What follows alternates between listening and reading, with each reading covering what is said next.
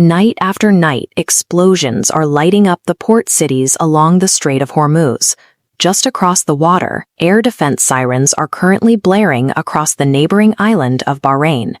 The current wave of violence is the direct fallout from a highly classified military operation intercepted in the dark.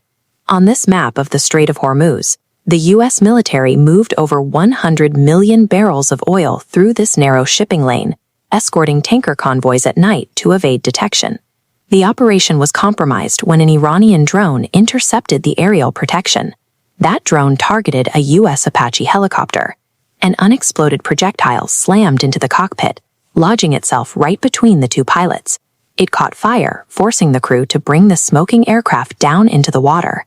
With diplomatic talks already stalled, this single strike filled the vacuum. Without a functional channel for dialogue, both nations defaulted to kinetic military force as their primary means of communication. The United States launched an immediate counteroffensive, striking 20 specific Iranian military sites in direct retaliation for the downed Apache. These strikes targeted the infrastructure required for Iranian regional observation: air defense systems, their radar arrays, and communication nodes. While the U.S. deployed conventional airstrikes, Iran pivoted to a strategy of asymmetrical rapid response. Iranian forces use mobile missile and drone launchers, hidden inside carved mountain tunnels, firing before retreating back into the rock to avoid detection. Overnight, they used mobile platforms to fire dozens of projectiles at U.S. bases throughout the region. This has created a feedback loop. Because neither side can afford to absorb a hit without answering it, each strike mandates an immediate reaction. This cycle is driven by a core geopolitical concept, the escalation ladder. This ladder maps the exchange. A strike forces the opponent to counterstrike immediately. The goal is a demonstration of resolve to save face. As time advances, bombardment intensity increases.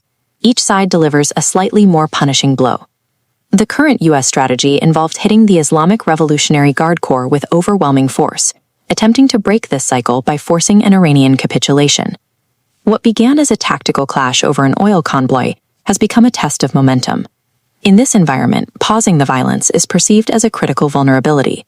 This leads to a paradoxical state of affairs where the airstrikes themselves are the diplomacy. Both sides are currently negotiating with bombs. This stance was recently articulated at CENTCOM. Kinetic force is being utilized as a blunt substitute for dialogue to signal intent. Pacing slows slightly. However, a desperate diplomatic scramble is happening in the shadows of Tehran to find an off-ramp while the bombing continues.